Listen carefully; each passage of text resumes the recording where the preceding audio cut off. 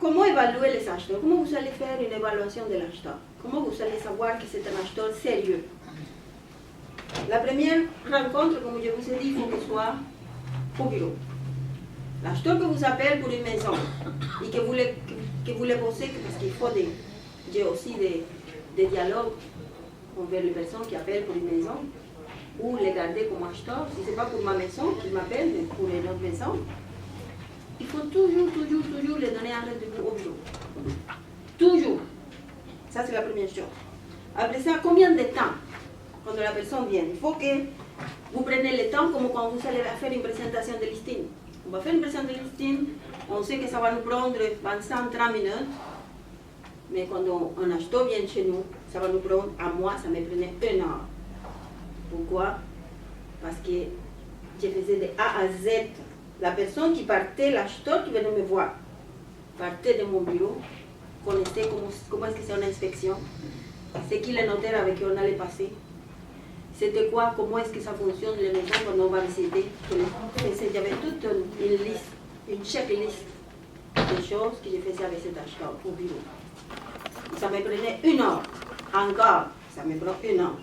Je le donne le plus tard possible, que ce soit mon dernier rendez-vous ici.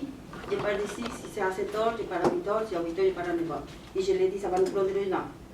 Venez, l'autre chose, c'est que l'acheteur qui vient vous voir, il faut le demander comme propriétaire, c'est qui d'autre va prendre la décision avec vous pour acheter une maison. Il va vous dire, ah, ma soeur, mon frère, ma femme, mon père, ma mère, une personne de plus, sûrement. Mais il faut que vous veniez avec vous, que cette personne vienne avec vous, parce qu'il veut que cette personne écoute la même chose que vous allez écouter. Parce que sinon, vous allez être dans un monde et l'autre personne est dans l'autre monde. Et moi, je ne sais pas quoi faire parce que je suis entre les deux. Il faut que les trois, on parle le même langage. Qu'on sache les trois qu'est-ce qu'on va faire. Ça, c'est important. Le déroulement de l'entrevue. En première, comme je vous ai dit, quoi dire quand l'acheteur vient? Quand un acheteur vient ici, non, je n'ouvre pas comme beaucoup d'agents, j'ouvre l'ordinateur, bling, qu'est-ce que vous voulez? Ça, c'est la dernière chose que je fais. La première chose que je fais, c'est lui parler comment est-ce que je travaille. J'ai ici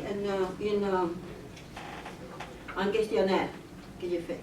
La première chose que je lui ai dit, c'est je vais vous mentionner les étapes à suivre pour que vous trouviez la maison que vous cherchez, dans les délais que vous cherchez.